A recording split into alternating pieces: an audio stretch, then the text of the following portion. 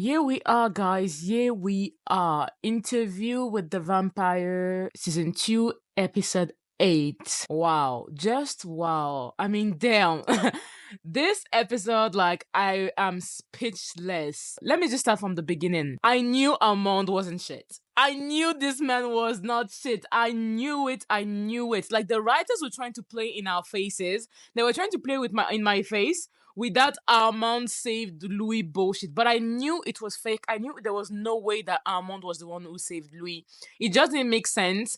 And even from the way they filmed that scene, I knew something was off because when Louis was gonna be sentenced to death, they literally showed everybody's reaction. They showed the judges at the back, they showed Santiago, they showed Armand, like they showed everybody's reaction, and then they gave us like a microsecond of Lestat reaction. And I even think that the first time I watched that episode, I even missed Lestat's reaction because it was so fast.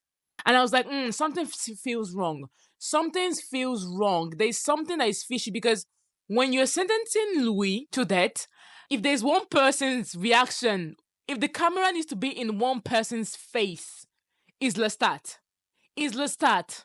Secondly, I said it in my previous video, it doesn't make sense for Lestat de Liancourt to cross the Atlantic Ocean to watch his family burn. It doesn't make sense. Like, I guess he's mad at them. Of course, they slit his throat, but they didn't burn him, and he knows it. He knows that they could have burned him, and they did not burn him. He knows that they spared him. So it doesn't make sense for him to come all the way to Paris to kill his only family. It doesn't make sense. When he told Louis, "You are my family," he wasn't lying. And I knew Armand was playing in our faces with that. I couldn't prevent it. You couldn't prevent what? Oh, Armand, I hope you suffer. Like you got away way too easy on this one. Damn. Anyways, if you want to hear me cursing Armand out even more, I've already did that last week, and I stand on every single thing I said about that trifling ass biatch. That being said, let us start by the beginning because there's so much to cover. So the episode starts with our dear Louis talking about how awful it was to be basically buried alive, and just the feeling of his scars and his flesh healing but over the rocks, and basically him kind of being just like suffocating and just dying, this feeling of dying over and over again. Oh damn, Louis, I felt so bad for Louis in that situation. I was like, damn, that's awful. That's even maybe worse than death. It kind of reminded me of when Lestat was saying that he buried himself when his first lover died, and that all that he could hear was the sound of the trees growing beside him. And I'm like, damn, there's so much parallel between Louis' experience at that time and what Lestat went through with Marcus. And then you have Armand that always has to be talking shit like all the time. Like, and you can see that Daniel is done. Like, Daniel is like me. We are done. Every time Armand open his mouth, Daniel is like, can you please shut the fuck up? Like when Louis was like, those rocks were like entering my body and the flesh was covering them. If you took an x-ray, it would look like little cancer. And Armand had to chime in. Like, he needs to be the center of attention because he was like, oh, but he could remove them anytime he wanted. And then it was like, okay, well, maybe he... And then it was like, oh, maybe he has, and he's just lying to you for effect. And it's so funny because Daniel is already like kind of planting the seed of maybe Louis has already moved the rocks and he's just lying all these years. You mean like you have been lying all these years? So even in the beginning of the episode, you can sense that Daniel is about to is about to blow the entire charade out of the way. Let's do a quick pause on Armand. It's always very interesting to see how a character is introduced. Armand is introduced twice on the show. The first time that he's introduced to us, he pretends to be a human, a very weak human that is at the mercy of Louis, despite being very much in control all the time and being ultra powerful. So that shows us that Armand has always been a dubious person that kind of downplays his role in everything that is going around, just like he downplays his role in the trial. He downplays his control over Louis. He pretends to be his partner, despite the fact that their relationship is not equal at all. He likes to downplay his power despite retaining absolute dominance. The second time that is introduced on the show is at the end of season one. And the first thing that Armand does when he introduces himself as a super old vampire is to go and grab a book. And obviously this scene is well put together because what it shows is that Armand knows that Louis can't fly. And so the act of putting a bookshelf on the ceiling where you actually need to fly to go get it is a reminder that he's in control. Is kind of a way for him to exert his power, to show how powerful he is. It's a subconscious reminder of his dominance. Because if you want to have a library in your house, then why don't you just put the books where everybody can get it? But no, you put it up there so that you can fly. So those two introductions shows how devious Armand actually is and how he loves to downplay and hide and pretend. And it's certainly not coincidental that in this final scene, the library is on top of them and they're conducting the interview under the library, under Armand's dominance, under his person eyes, his tight control, editing, controlling, watching every single thing that is going on and trying to change the narrative to suit his Wattpad fiction. And the very interesting thing is that the library is going to come back at the end of the episode. Now at this point, Armand is still lying and he's just like telling his stories about how he was demoted and that Santiago basically punished him because he saved Louis, and all that with a Wattpad level logic, which is why we are introduced to one of the most iconic line in cinematic history. Daniels is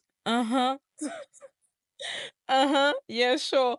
Every time somebody was saying something that didn't make sense, every time Armand opened his mouth to blabber his fictional story, is rubbish. Daniel was like, sure, just shut the fuck up. Daniel is such a sarcastic queen. Anyways, I haven't lost Claudia and fully aware that Claudia is dead. Louis is in a state of folly. Like there's no other way to put it. He's mentally unstable and mentally like his mind is being like crushed and broken, and at this point he wants to die but he can't die. Like he doesn't really has the power to kill himself. And Mom was saying, oh, he was screaming, and he was like, I didn't have the energy to scream, because if I had the energy to scream, I'd have had the energy to set myself on fire. And I did, and I just felt like that scene, like that phrase was so it was so heartbreaking because you could feel Louis' pain, like you could feel the torture that it was, and I was like, Armand, you're a bitch. Armand, you're gonna suffer. Anyways, Armand frees Louis. Louis escapes and he's still completely, like mentally, Louis escapes, but I was a little bit scared because Louis is out here being crazy. Like he's out here not making sense, not being coherent. He's thinking about Claudia's death. He's completely out of it. He's completely disoriented and planning his revenge. And he tells Armand, don't be at that theater when I get there, because if you are there, you're gonna burn like everybody else. And Louis is planning his revenge, but I'm gonna admit that when I saw that scene, I was so scared for Louis, because I'm like, Louis, you need to go and take a shower. You need to like plan this. There are 13 of them. There is one of you. You're mentally broken. Take some time. I was really like, let's take a minute. Let's take a break. Time out. Time out. This is a suicide mission. I know you already said that you were dead inside, but let's think about this. Let's curve a plan. Let's do something. I wasn't really confident in Louis. I'm gonna admit it. I was like, boy, we need to think about this. But no, I underestimated Louis' John Wick era. Like Louis entered his villain era. I'm gonna burn some bitches. Like Louis is crazy. And yeah, he goes to the Théâtre des Vampires and he burns them. Like he just, and I have to admit that the way he defeated the coven was a little bit simple, a little bit underwhelming, a little bit too fast, I think. But I get it. It's the last episode, so they're trying to save screen time for more important stuff. But that just feels a little bit too simple for me and too straight to the point. Granted, it got the work done, but still, I just felt like the way Louis was able to get rid of most of the coven was a little bit too quick for me. I didn't really like the way it was like done in such an underwhelming way. But to be fair, like nobody really gives a fuck about the members of the coven. The one that we really give a fuck about is Santiago and Armand, but we'll see about Armand in a second. I also love the way that he expected some to escape, and so he trapped their motorcycles because he knew that they were going to escape on the motorcycle. I think that's the point where I was like, okay, he has a plan. He didn't just walk into this 1 versus 13 because he loved Claudia and is going there to die. Now, Santiago, damn. That scene between him and Santiago is basically like saying all this crazy shit about Claudia. When I tell you I was pissed, I was so pissed. But at the same time, Louis was basically baiting Santiago. He wanted to get him as roused up as possible. And Santiago, like the fool that he is, was like going straight towards his end, basically. Like he didn't even think. It was like, oh, I'm gonna kill you. You insulted me. Da, da, da. And we was just like antagonizing him and making him mad and calling him Francis and telling him how he's a disappointment and making him closer to a trap. And I just love that. Honestly, Louis has an ability to use words, like his ability to use people's weaknesses against them and to press where it hurts. Like the way he used that with Santiago was, it was perfection. It was so good. Like he knew exactly where to hurt. He talked about his small baguette, his pain. He talked about his maker. Like he knew exactly where to hurt. The same way he knew where to hurt Lestat, and he knows where to hurt Armand when he called him boring, and where he knows where to hurt Lestat when he said I was gonna be alone. Like Louis has a mouth on him, and for the first time he used it for good. For the first time he used that big mouth of him for good. And I really love the parallel between Come to Me of Lestat and Come to Me of Louis. Because you can see that Louis really learned some stuff from Lestat. Like, Louis learned some stuff from his husband because the way he was saying, come to me, it was like, come to me. This scene in particular, I think it's my favorite scene of the episode. The way it was filmed, it was almost like a dance. And it reminded me a lot of theater. The way Santiago was moving, it was very exaggerated, very bestial. And also, Louis was bringing that swag, that confidence. He was talking his shit like he knows how to do. And obviously, it's a trap, and they're both like getting each other roused up. But damn, I felt like, and the music, the jazz music at the back, oh, it felt like a movie inside a movie. Like it was so beautiful to watch. It was so well done. Like I love this scene. On top of that, when Santiago was talking about Louis' companion and he said, "Don't let your companion take credit for the role that he played in this. It was me." I don't think he was talking about Armand. I know that the first guest would be to think that it was Armand, but I'm wondering if he wasn't talking about Lestat because at this point obviously, Santiago knows that Armand freed Louis because he saw the blood, but I don't think that he knew that Louis thinks that it is Armand that also saved them on stage. I'm wondering if when he was talking about his companion, he was talking about Armand. Let me know what you guys think in the comment because I feel like that's a little bit like, who was Santiago talking about? Armand or Lestat? Back to the fight. I just love that he just turned around and shoop, he was gone. But at the same time, I guess I was expecting more of a fight, like a literally fight between the both of them. But then to be fair, like for what? Like for what? Like Santiago is older than Louis, I think. And we all know that Santiago is extremely powerful. So I think Louis didn't want to risk it. And yeah, that was the end of the coven that we think because one of them escaped and we're going to talk about him later on. But yeah, and Louis went full on John Wick. He went full on batshit crazy. He was like, y'all are gonna pay. And he make them pay. And I'm so proud of Louis. I feel like finally, Louis wakes up. I just like the fact that in this scene, Louis is the one that is pushing the story forward, is the one that is taking decision and is the master of the action and not just absorbing all the shock that Lestat, Armand, Santiago, the Coven, Claudia, that everybody's pushing on him because that has been Louis from season 1. Louis has always been the person that absorbs shock but never gives out anything. Now that Louis has taken care of the Coven, he remains one person that he needs to take care of.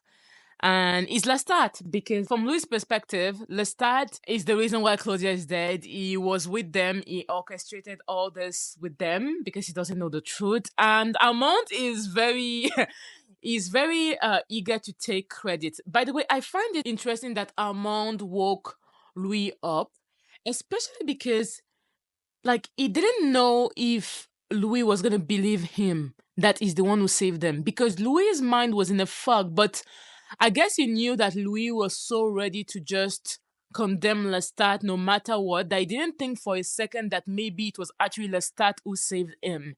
Like he was so ready to like lie then that he even went to Louis and they were together in this room where he was apologizing and admitting that he lied to him. And yeah, and Louis is only focused on one thing. He's focused on the start. He focused on the fact that he wants to kill the start. And the funny thing is that you can see that Armand tried to stop Louis by telling him you can never like kill the start. And Louis is like, that's not what I asked you. Like, just shut the fuck up. Like, like I didn't ask you if I could kill him. I asked you if he was still in Paris. And Armand is like, yeah, he's still in Paris. And I feel like that was kind of Armand's attempt to tell Louis that he can't kill Lestat, so there's no point in trying to find Lestat.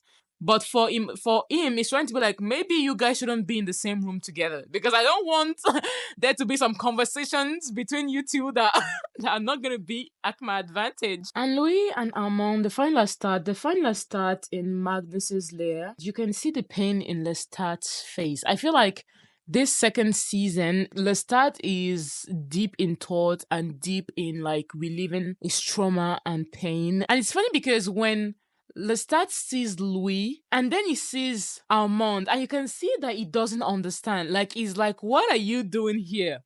Because he was like, oh, so did you sleep well? Wasn't it too exhausting, destroying everything in your path? And then it looks like Armand, and he's like, what are you doing here? And like, okay, almost everything because you forgot somebody. And so, but Louis is not ready to listen. Louis is mad. He thinks that Lestat is the reason why Claudia is dead. And so he's being purposefully cruel because that Louis knows how to use his words. And the first thing he tells Lestat is like, you look small. And I know that hurt. I know that hurt Lestat.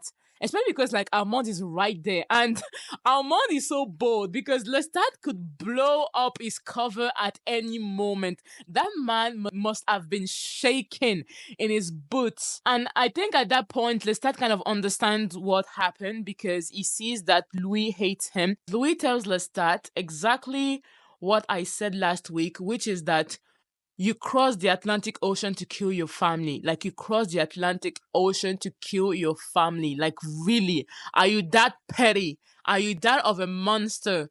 And I think in Lestat's brain, he thinks that Louis is accusing him of the part that he played in Claudia's death because whether we like it or not, Lestat did play a role. Like, he did kind of sort of perform, even though he went off script like a thousand of times. Lestat still performed and he feels guilty. And we will see that at the end of the episode. Lestat feels deeply guilty for the death of Claudia because whether we like it or not, Lestat loved Claudia. He loved her in his own way and he loved her, maybe not the way Louis loved her, but that was still his child. And he feels guilty. So when Louis accused him of killing Claudia, of course, he's like, yeah, I did it. Like, it takes the blame, but it doesn't get, like, it doesn't really understand what exactly is going on. Like, why does he get to die, but Armand that basically orchestrated everything is right there? I think obviously at this point he suspects that some lies have been told, some lies has been spilled, and Armand is there, and Armand is scared because he's like, please don't talk. And despite being Magnus's lair and Lestat being physically destroyed by what just happened, Louis doesn't give a fuck. He still just wants to kill him, and he tries. Like, he brings out, does that fire thing, and Lestat is like, listen, you can't kill me. Like, I have the blood of Magnus in me. And then Armand, who was was so eager to help, that bitch. He was so eager to help. As soon as they were like, let's kill Lestat, he was like, yeah, let's go. He was like, yeah, but Magnus can still burn. And Lestat was like, I also have the blood of Akasha in me. So you can kill me either. I need to be willing, and I'm not in the mood. And the way he said I'm not in the mood, it was so Lestat. I was like, Lestat, you need to stop. Like, take this seriously for once. Like, and Louis not being able to kill Lestat does the best thing that he knows, which is like to hurt Lestat, to use Lestat's greatest insecurity against him, and he knows that well better than anybody, which is that Lestat doesn't want to be alone. And yeah, so he's like, you know what? You're gonna leave, but you're gonna leave. You're gonna leave knowing that I chose Armand. Every single day of your miserable life, you're gonna be there knowing that I am with Armand. And Lestat is looking at Louis like, damn, babe, you don't even give me the benefit of the doubt. Granted, at this point, he understands that Armand is a liar, but he's also like, you know what, Louis, you're gonna figure it out. You're gonna figure it out. And he doesn't say anything, and he basically he lets Louis live with Armand. And obviously, I'm sure that Armand came out of that cave and was like, Hoof! Lestat is hurt. You can see it on his face. The moment Louis kisses Armand, you can see the hurt on Lestat's face. But at the same time, he's like, we'll see how long that holds. Because Lestat knows Armand. He knows that he's a manipulator. He knows that he's a manipulator. He knows that he uses people. And he knows that sooner or later, Louis is going to see who Armand is. And he's going to come running back. But I don't think he knew that it was going to be 70 years. But he knew that he was going to come back eventually. But I don't think he anticipated that Louis would stay the dummy that he is for 70 years. And at this point, we cut back to Daniel. And Daniel is like, oh, that's funny. What did you think that Lestat meant when he said, we'll see how long it holds? And Louis, that is still like gullible and stupid, is like, oh, well, he didn't think that me and Armand are meant to stay together. Like, he didn't think that we're going to make it. And Daniel is looking at him like, oh, you're a dumb bitch. You're such a dumb bitch. And I think at that point, I really got the confirmation of what I've always thought about Louis and Armand's relationship, is that Louis and Armand are sick of each other, or at least Louis is sick of Armand, but he stays not because he loves Armand, he stays because he's doing it as a way to punish Lestat. It's kind of like Lestat dared me to see how long I'm going to stay with Armand. So I'm going to stay as long as possible, because every single day I spent with Armand is kind of like another slap in Lestat's face. And it's funny because Armand also said something like that a couple of episodes back, when he said that about, yeah, but I've been with Louis for 77 years. That was way more than I have ever been with Lestat. And there's this idea that they survived longer, that they are still holding up, that they are still a couple.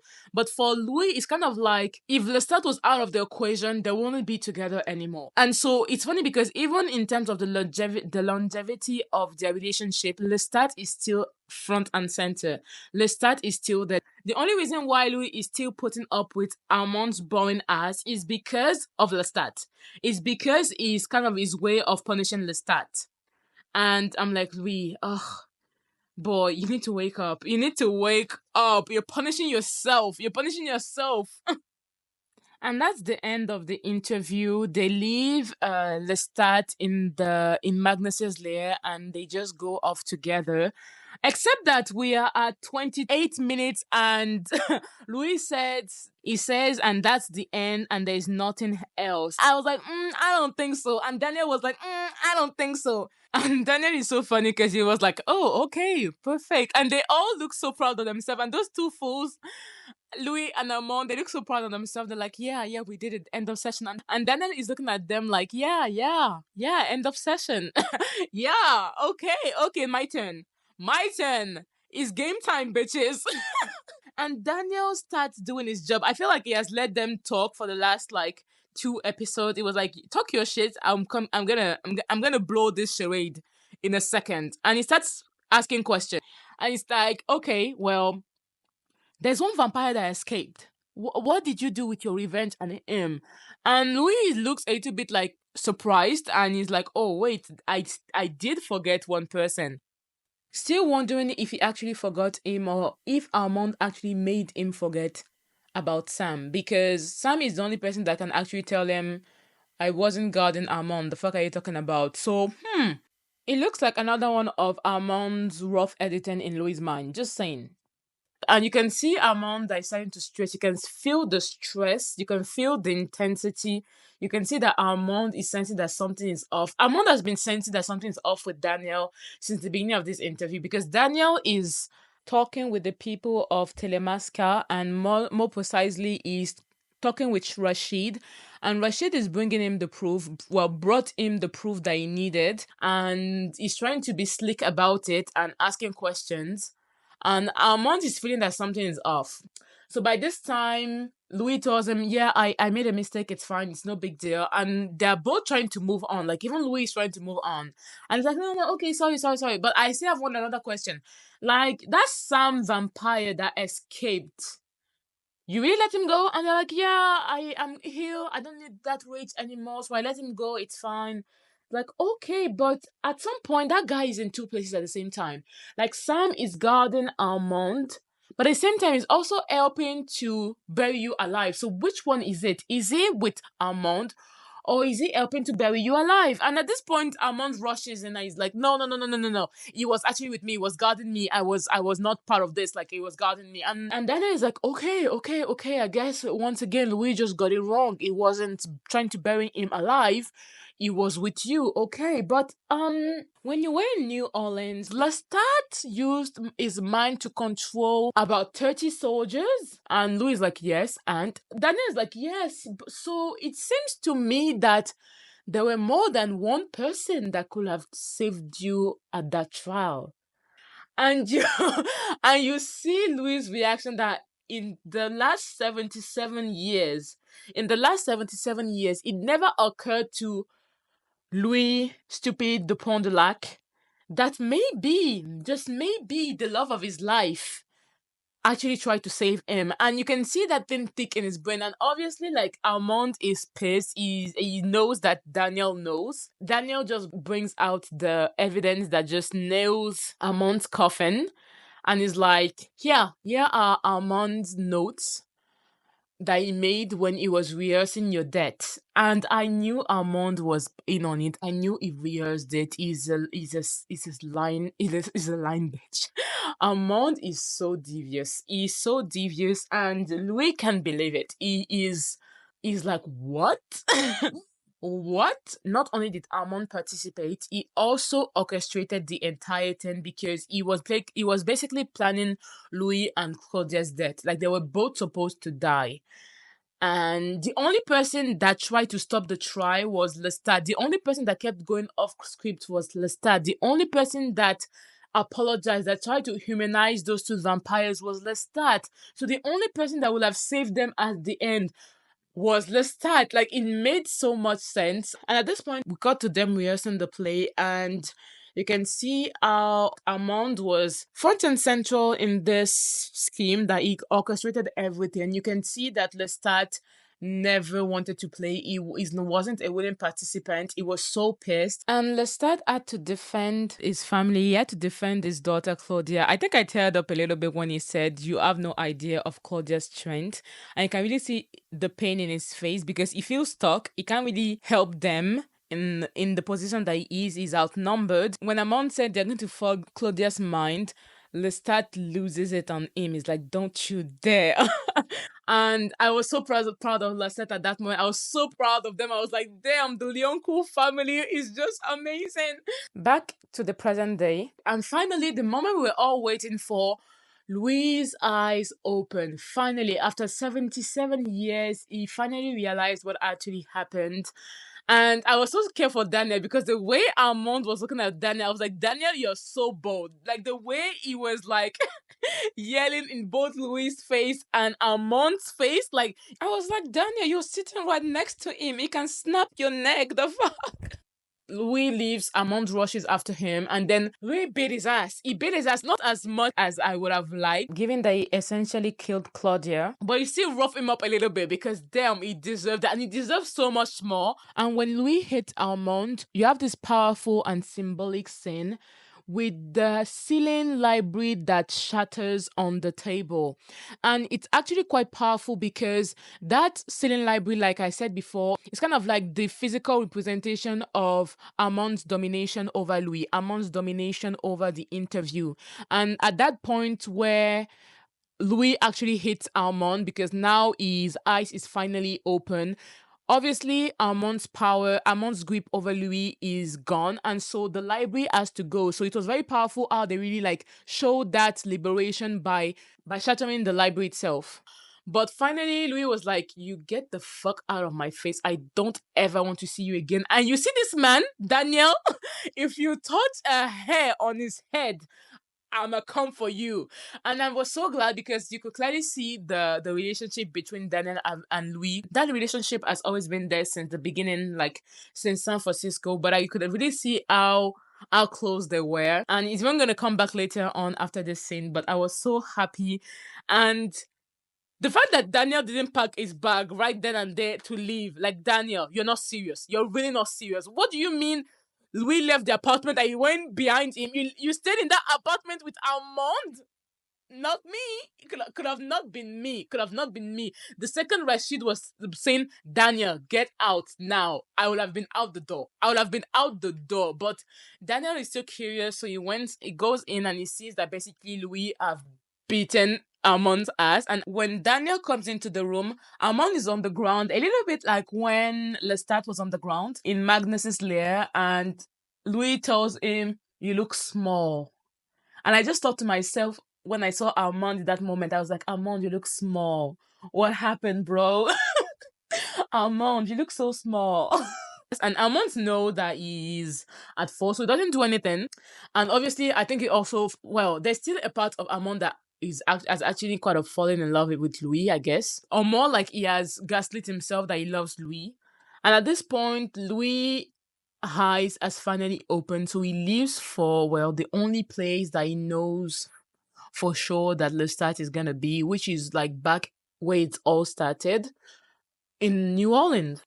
On the way, you listen to this story about about the humans' recollection of what their story actually was, and they're talking about this white man, this Creole guy, and their voodoo daughter, which was quite funny. But he also noticed a vampire that is trying to catch rats, and that obviously caught his attention, and he follows him, and he finds Lestat.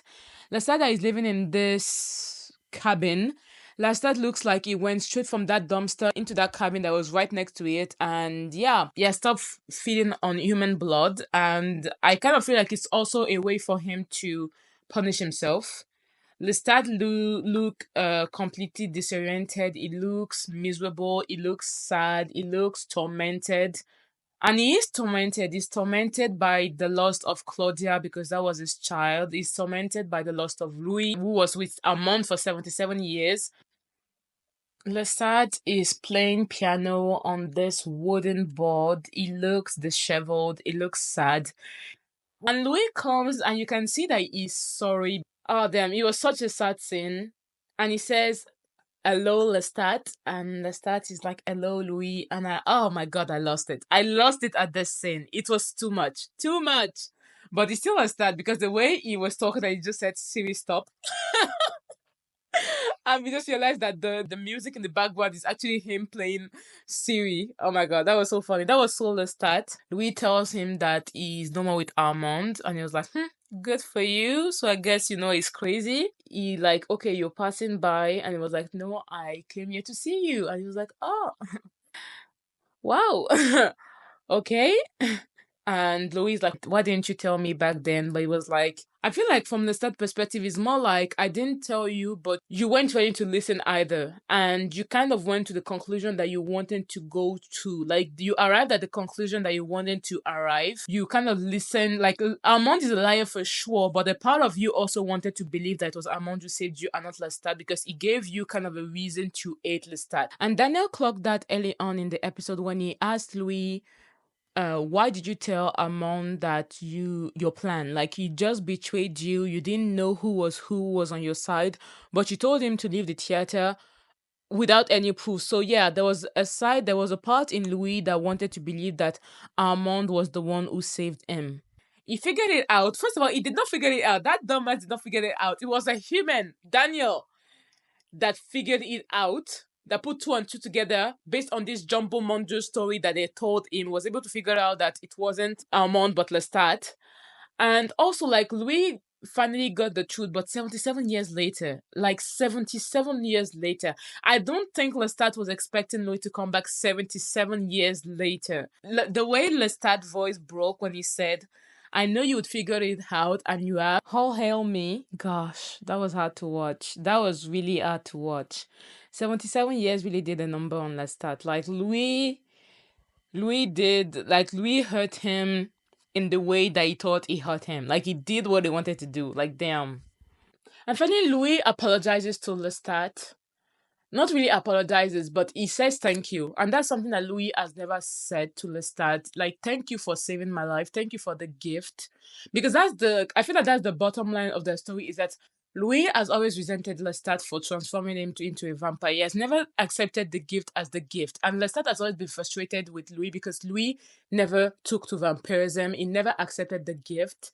And finally, he comes to him and he says thank you. And you can see on Lestat's face that he wasn't expecting it. He was like, "Oh, wow, okay." I was expecting to say a lot of things, but not that. And then Lestat talks about the scene in San Francisco where Armand contacted him and Louis had basically thrown himself into a fire. So basically trying to kill himself. And he was like, was it true? And you can see how Lestat was so hurt. Like, you really tried to take your own life. Like, really.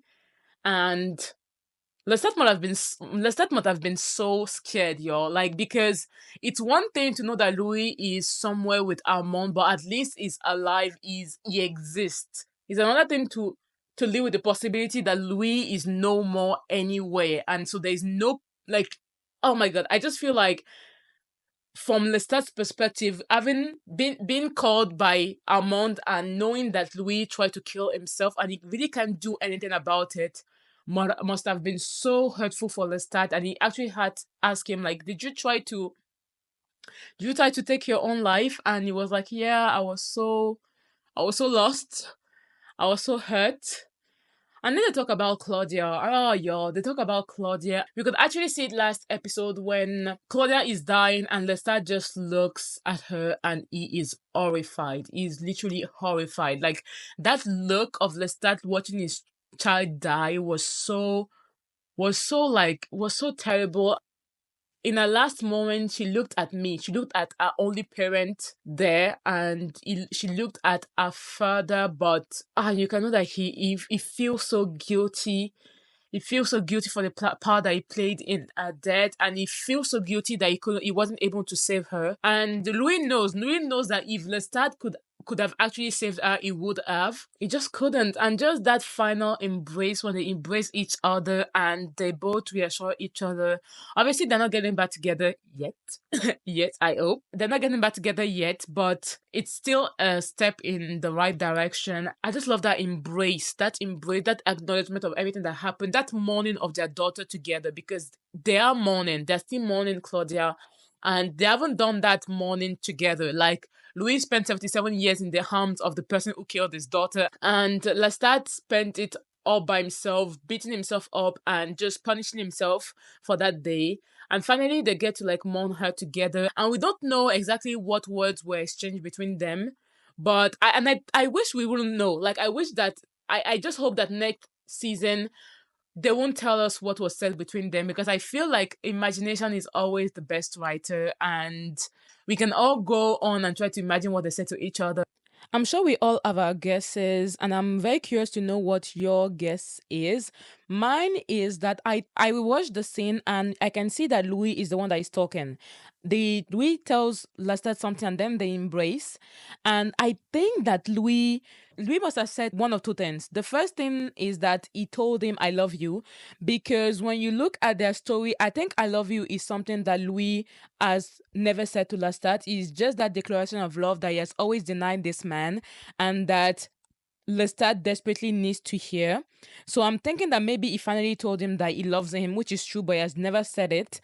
Or that he tells him that he forgives him for everything, basically. But I'm more leaning on I love you. Something along those lines. Yeah, let me know down below what your guess is. But yeah, that was the end. And no, actually, that was not the end, because Daniel, my boy, Daniel wrote the book, and funnily enough, he's been interviewed by this actor. And this actor is so funny because this guy is always playing the most annoying character ever. I kept on thinking, where is Donna when you need her? Where is Donna when you need her? Because this guy was so annoying. But at the end of the interview, we basically learned that Armand transformed Daniel as a way to punish him, of course, because Armand is a petty bitch. Obviously, he's talking to Louis because now they can communicate from wherever, and he's such a like an annoying younger brother, and he's telling Louis to please get out of Dubai because now all the vampires are super pissed at Louis. I really wonder what Daniel and Armand's relationship is going to be in the future because obviously that's his maker, so there's always a special relationship there. I also think that from what I've heard of the books, Daniel and Armand are gonna be together at some point. Armand is pretty old, like he's just in a younger body, but Daniel is in an older body on the show. So I don't know how it's gonna play out or if you're even ever gonna see Armand and Daniel together. But if anybody can handle Armand's cunning behavior and just manipulate her, it would be Daniel. It will be Daniel. Funny how Armand managed to transform the most intelligent of them all into a vampire. So now, on top of being extremely intelligent, is extremely strong. So I can't wait to see what type of vampire Daniel is gonna be. And by the end of the episode, we can definitely see that some things have changed, starting by Louis' environment. We can clearly see that in this new space without Armand, Louis has put his imprint on his own space. No more gray, blocky atmosphere. There's color everywhere. Like the couch has changed. The couch is yellow. And Louis is also wearing like a yellow vest. It really shows that he has taken back control of his life basically, and that he's putting himself in his own space. And also you have the red flower in the center, which kind of reminds me of Lestat red suit that was Louis' favorite. No more useless ceiling library with Armand's books of lies. And Louis is no more like trying to forget about his past. He's no more really denying what happened. And he has pictures of his brother on the wall and actually one of Claudia's dress. So he's really fully embracing the past and surrounding himself with stuff that actually make him happy. One of Armand's strategy was to make Louis forget or to change his recollection of things and just be like, almost like, forget about the past, let's just move forward. There was always something in Louis that was trying to remember the past, which is why he asked to do the interview that Armand was completely against. But now, not only is he ready to accept the past, he brings visible reminders of the past, of the people that he loved in his space. And I just find that so beautiful. Plus, I really like the touch of the rocks. The rocks that is kind of Louis' way to connect back to the past. And actually, by the end of the episode, we realized that the rocks are kind of like a nod to the rocks in which he was buried alive. And it was when he was buried alive that he had all this moment of thinking about the past, of self-reflection. And I think he carried that use of the rocks back into the present. And earlier Louis was telling Daniel how the rocks were buried in his leg and that his flesh basically covered the rock. And now when he wants to like ground himself back, he dips his leg back into rocks. Yeah, I just found that really, really, really beautiful. And obviously that last scene, oh my god, that last scene when he tells all of the vampires to just shut up. Just shut up. Like, if you want to talk shit, if you want to take a swing at me, come get me. Oh my god, Louis. Louis. I'm just a girl. Louis has never been that sexy at that very moment. Like, when he said, I own the night, I was like, yes, sir. Yes, sir. Now that the season is over, I'm gonna go read the books. I'm gonna go read the books, and I just hope that the books are gonna be as good as the show. I've heard so many mixed reviews. Some people are like, don't read the books because the books are not as good as the show. Some people are saying that it's better. Some people are saying that the writer must have been smoking something when she wrote those books. So we'll see. I don't know, but I'm gonna read the books and maybe I might do like my own reaction slash review of the books. Either ways, we are gonna get a season 3. It has been confirmed. Yippee! So that's amazing. We know that they're coming back. And this, I just feel like Interview with the Vampire just gave me so much hope for TV series in the future because I feel like it's so different from the mumbo jumbo rubbish that we've been getting from a certain platform, if you know what I mean. And we are finally getting good quality TV. what are we gonna do to get this series viral? Like, what are we gonna do to get it on the map? Because I remember when season one came out in 2022, and everybody was buzzing and talking about Wednesday. I was like, really? You're not talking about Wednesday when Interview with the Vampire just gave us an amazing first season, and now they're giving us a second season that is just as good as the first one, which I didn't even know was possible when I watched season one. Like, where do we sign? I know we get the season three, but I just feel like this show is not getting the recognition that it deserves, and I am so mad. Gave us a season two that's even as good, and still nothing. I feel like this show doesn't get enough coverage. Where's the group chat? How are we gonna rally? How are we gonna make this thing go viral? I feel like the writers of this show have made an amazing job. Like, this is the kind of show where you see that multiple people were thinking. Like, the brain was braining. Not only did they read the books and they know what the fuck they're talking about, they were able to translate. Like, I haven't read the books, but I feel like they were able to, whatever they read in the books, they were able to bring it on screen in such a beautiful way that makes me want to go read the books. So yeah, tell me if you want me to do like the review of the books that I'm certainly going to read. Just tell me down below if it's something that you would like to see. Ask and you shall receive. And yeah, that's it, guys. Don't forget to like, comment, and subscribe. Interview with the Vampires, season 2, episode 8. This is it. This is the conclusion. My description is just wow. Wow, wow, wow. And yeah, I see you in the comments.